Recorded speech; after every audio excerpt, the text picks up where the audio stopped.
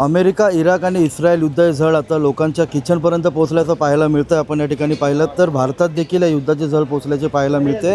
एकंदरीतच गॅसचा असा तुटवडा निर्माण झाल्याचं सध्या वातावरण या ठिकाणी पाहायला मिळतं. अनेक बातम्या देखील त्या आशयाच्या प्रसिद्ध झाल्या. त्या पार्श्वभूमीवर नागरिकांमध्ये एकंदरीतच भीतीचं वातावरण पसरलं आहे. संध्याकाळच्या जेवणाचं काय या भीतीने आपण या ठिकाणी पाहू शकता की ही कल्याणमधील जी गुरुकृपा गॅस एजन्सी आहे, गॅस एजन्सी बाहेर सकाळपासूनच अशा सिलेंडरसाठी नागरिकांनी रांगा लावल्याचं सध्या पाहायला मिळतं आहे. एकंदरीतच या गॅस एजन्सीमधून दिवसाला किमान 1000 ते 1100 सिलेंडर डिलिवर्ड होत असतात. मात्र आज या ठिकाणी सकाळपासूनच जवळपास 500 ते 600 नागरिक इथे रांगा लावून चक्क सिलेंडर घेतानाचं पाहायला मिळतात.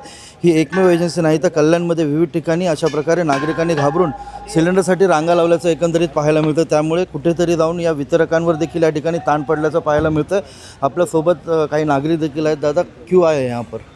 अमेरिका, इजराइल, ईरान, इन लोगों का जो युद्ध हो रहा है, इसके वजह से सबको डर है कि गैस ख़त्म हो जाएगा तो बाद में नेक्स्ट टाइम में मिलेगा कि नहीं मिलेगा, फिर घर कैसा चलेगा। बहुत सारे तकलीफ़ों से मतलब आ रहे हैं। कहाँ से आए अब अभी? हाँ, गोविंदवाड़ी से आए। आपने बुकिंग किया था गैस का? हाँ, बुकिंग किए कितने दिन पहले? महीना भर पहले। तो अभी तक आपको गैस मिला नहीं था. अजूनही काही नागरिक आपल्यासोबत आहेत. तिथे क्या कहाँ से आए अब? कुठून आलात तुम्ही? खडकपाडा. काय आज रांग लावायची वेळ का आली तुमची? म्हणजे गॅस सिलेंडरसाठी रांग लावायची. बुकिंग केली होती? हो, बुकिंग केली. गॅस सिलेंडर घरपर्यंत आला नव्हता का? नव्हता आला, म्हणजे बुकिंग होत नव्हती आमची, त्यामुळे इथे यायला लागला. एकंदरीतच आपण जर या ठिकाणी पाहिलं तर ही बुकिंग जर आपण या ठिकाणी पाहिलं तर बुकिंग आजची आहे. मात्र त्यानंतर देखील फक्त भीतीच्या पोटी पुन्हा सिलेंडर मिळणार नाही भीतीपोटी नागरिकांनी या ठिकाणी गर्दी केल्याचं देखील पाहायला मिळतं. आपल्यासोबत आणखी काही नागरिक आहेत. काय सांगशील दादा, इथे बुकिंगसाठी आल्यास काय भीती?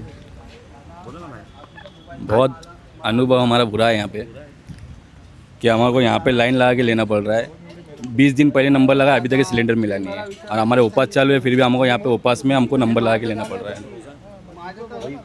एकंदरीतच आपण जर या ठिकाणी पाहिलं तर युद्धाची झळ कुठेतरी आता लोकांच्या किचनपर्यंत जाऊन पोहोचल्याचं पाहायला मिळतं आहे. सिलेंडर मिळणार नाही या भीतीनेच आपण या ठिकाणी पाहिलं तर कल्याणमधल्या विविध एजन्सीजमध्ये सध्या नागरिकांनी सिलेंडर घेण्यासाठी एकच गर्दी केल्याचं पाहायला मिळतं. त्यामुळे आता एकंदरीतच इथून पुढे काय होणार याकडे आता सगळ्यांचंच लक्ष लागलं आहे. अभिजित देशमुख, जिल्हा वार्ता, कल्याण.